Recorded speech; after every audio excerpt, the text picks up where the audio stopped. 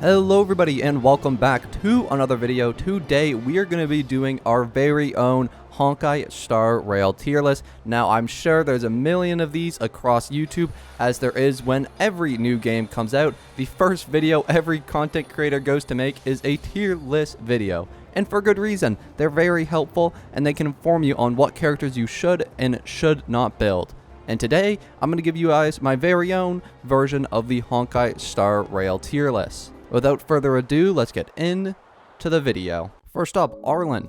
Arlan is an interesting character. I do not see too many people use them in their own teams. He follows the destruction path, meaning he can do both AoE and single target damage. He is of the lightning variant, which is interesting. I don't think he's one of the better ones though. There's another lightning user who we're going to talk about in a little bit, who I feel is a little bit better than Arlan is. Another thing that kind of brings him down for me a little bit is the fact that he scales with HP, which is generally not what you want for an attacking type character who's going to, be attacking a lot of the time. So we are going to put Arlan in the C tier. Next up is Asta. Asta is an interesting one because she is a unit who follows the Harmony path. If you guys don't know, the Harmony path is the one that can provide all your characters buffs, and that is one of the most OP paths in the entire game. The only problem I have with Asta is her abilities really only work if there are fire type units on the enemy's side and you're able to exploit those weaknesses with her skill, and that's how you're going to be giving characters your buffs. The other variant is that there are two other buffers in the game, and Ting Yun and Bronya, who are just generally a better fit for most teams than Asta is. But the thing is, even though there are better options than Asta, she is the only free-to-play option, and she's the only character who I believe gives your team speed buffs with an ultimate, which is a really OP buff because speed is a very crucial component to this game and increasing your place in the turn order. I don't think I need to exaggerate over this character anymore. I think she's really OP. I'm going to put her in the A tier. Bailu is going to be next. Now, Bailu is another really good one. She is currently our only 5-star healer in the entire game. She is the best healer in the game as of current. The only other option is Natasha, who just isn't as good as Bailu. Bailu provides an effect where if you ever get hit, you're immediately going to heal upon getting hit. It's essentially the opposite of Qingque. And this effect can happen whenever Bailu uses her skill. It happens during her technique. There's so many ways to apply this buff, and healing is such an essential component to beating some of the harder content in the game. So we are going to put Bailu in the S tier. Next up, Bronya. Bronya is one of the most OP characters in the entire game.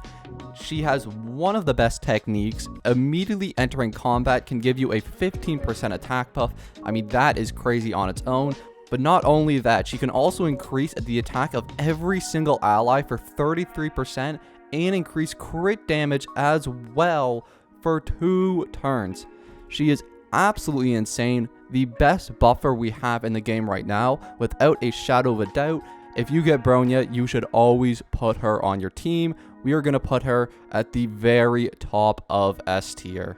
Next up, Clara. Now, she is a really interesting one. I like her personally. I know some people have some mixed opinions about her. She's a physical unit, which brings her up for me because physical is a very big element in this game. Unlike Genshin Impact, there are going to be a lot of units with physical weaknesses. She has an OP counter ability where anytime she gets attacked, she immediately counters with Svarog, her little robot guy, and that does huge damage to the enemy. There are some really OP combos with her, where if you're able to draw aggro to her, she's gonna always get her counter. So if you pair her with units like March 7th, and then use March 7th's shield to put onto Clara, and because of March 7th's ability, Clara will get targeted more frequently, and that is one of the most OP combos in the entire game. However, her damage by herself when actually attacking enemies isn't the highest ever. Her basic attack and skill are just normal AoE attacks and basic attacks that will give the enemy the mark of counter, which is what Svarog uses to counterattack. So you're really not getting much damage out of her unless she's actually being actively attacked, and trying to do that can be a little bit random at best unless you're pairing her with the right units. So we are going to put Clara in A tier. Next up, Heng. Now, he is a character you get at the very beginning of the game. He is one of the free-to-play characters, and usually being free-to-play would make you a little worse, but in Heng's case, he's actually not that bad. He is going to follow the hunt path and be one of the only hunt units that you're able to get as a free-to-play. The only other really good option for free-to-play is being Shusang, who isn't even guaranteed that you can get her. He is a very simple hunt character. He just does big damage to a single target. He has some pretty high multipliers and can actually do a lot of damage. And his skill has a chance to lower the speed of a target, which is a pretty big thing in turn-based games, so we are going to put him in the B tier. Next up, Gepard. Now, Gepard is one of the craziest units in the game in my personal opinion. He was the first 5-star I ever got, so I may be slightly biased in making this decision, but when I first got Gepard, I did not realize how OP he was. He can put up shields for the entire party with his ultimate. If you get good energy recharge on him and you can constantly supply him with energy, you can throw up these huge shields that protect your party for 2 to 3 turns, which can be absolutely nuts. Not to mention, when you go into battle with his technique, you get an automatic shield. He is an absolutely insane unit. He is going to be going in the S tier. Next up, Herta. Herta is an interesting one to say the least. Her basic attack, skill, and ultimate are basically just basic ice attacks. There's nothing special about them. The ultimate is just a big AoE attack. The skill is just a basic AoE attack, and her basic attack is just that, a basic attack. There really isn't all that much to her kit, to be completely honest.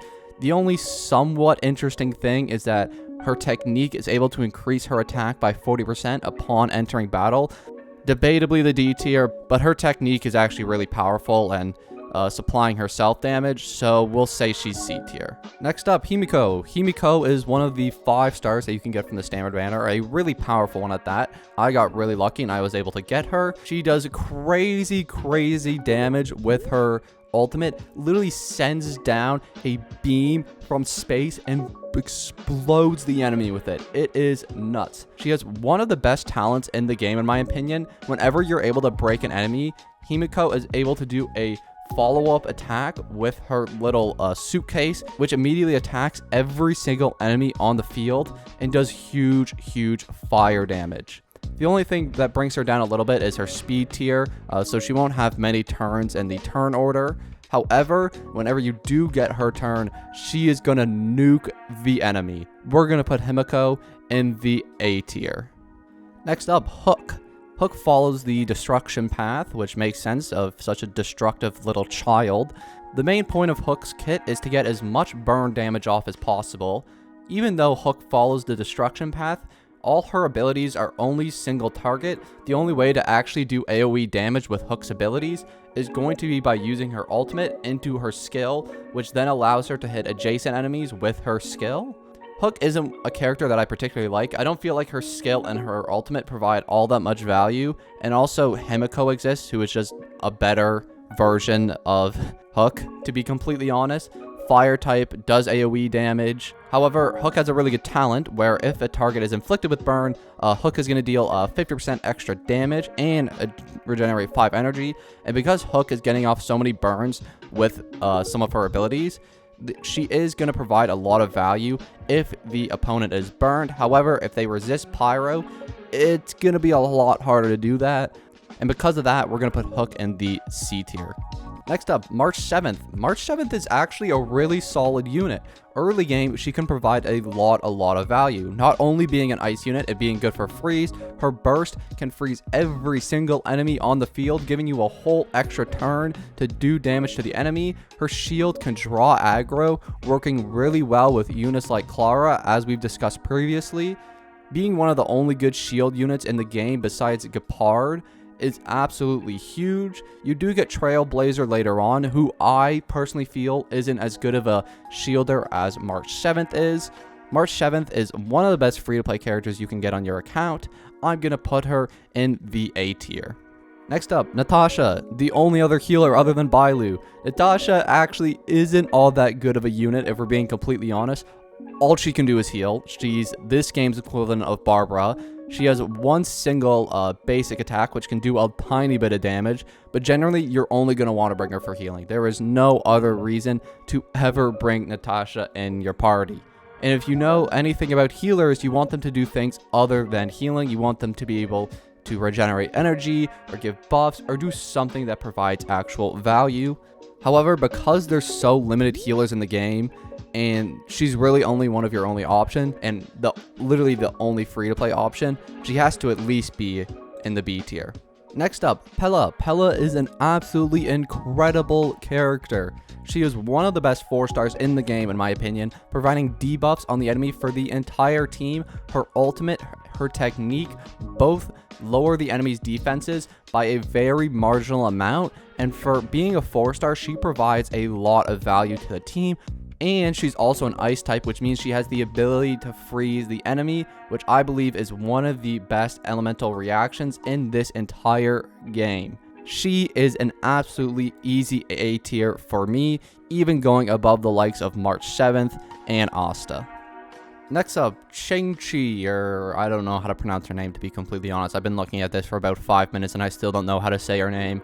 Anyways, she's an interesting character. She is the only quantum character besides Seele, so she's going to provide a lot of value just in that sense, because there are a lot of enemies who are weak to quantum. The way her kit works is really interesting. Basically, her skill is just going to give you jade tiles, which is what she uses to attack.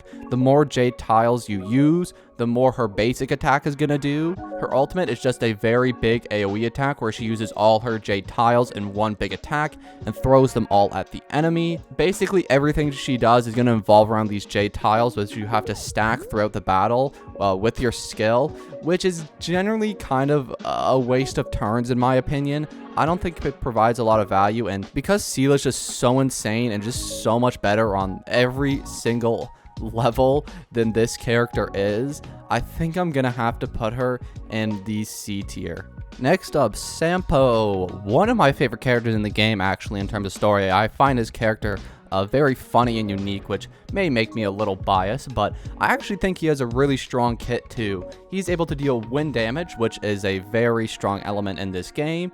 And he follows the Nihility path as well, which is the debuff path, which is one of the best paths in the entire game, along with the Harmony path as well. His ultimate allows you to throw a bomb at the enemy, which is going to increase the enemy's weakness to damage over time by 21%. Now, this is actually really nasty, depending on what units you pair Sampo with. If you're able to build them right and put them with the right units, that ultimate can do crazy damage. Because you're able to burn them, plus freeze them, plus you do some electric damage, and then use Sampo's ultimate, just do all those effects at once, that enemy is going to die instantly.